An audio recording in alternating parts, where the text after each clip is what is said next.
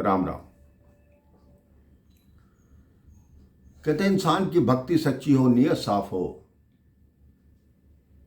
तो भगवान भी इंसान पर पिघल जाते हैं। एक बार कुछ गांव के किसान भगवान इंद्र की पूजा कर रहे थे, लेकिन उनके पूजा विधान से इंद्र देवता नाराज हो गए। इंद्र देवता ने कहा, मैं 12 वर्ष तक तुम्हारे सब गांव में वर्षा नहीं होने दूंगा। अब किसान उनकी इस बात से घबरा गए, बार बार क्षमा मांगी। तब इंद्रदेव को दया आई। उन्होंने कहा, यदि भगवान शिव का डमरू 12 वर्ष में कभी भी बज गया तो मैं उसी क्षण वर्षा कर दूंगा, मैं अपना सारा क्रोध भूल जाऊंगा। इंद्रदेव ने जाके भगवान शिव को भी अपनी प्रतिज्ञा बता दी कि आप 12 वर्ष तक अब डमरू मत बजाना। उन्होंने कहा, ठीक है, नहीं बजाऊंगा।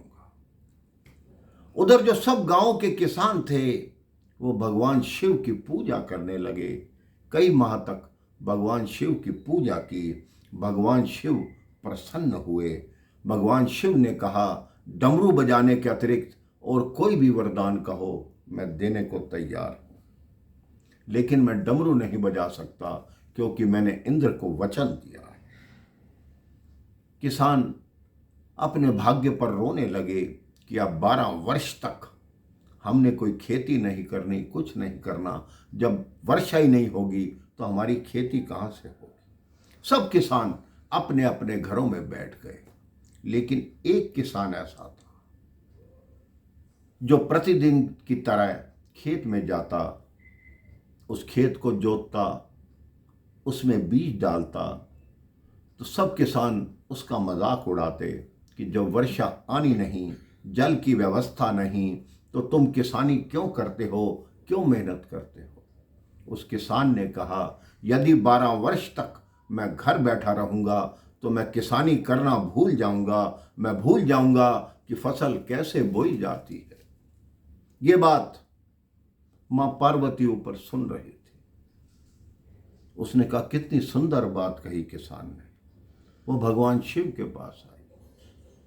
कहती, प्रभु, मैंने एक ऐसी बात सुनी है किसानों की। एक किसान नित्य किसानी करने जाता है और वो इसलिए किसानी करता है कि 12 वर्ष में किसानी करना ही ना भूल जाए।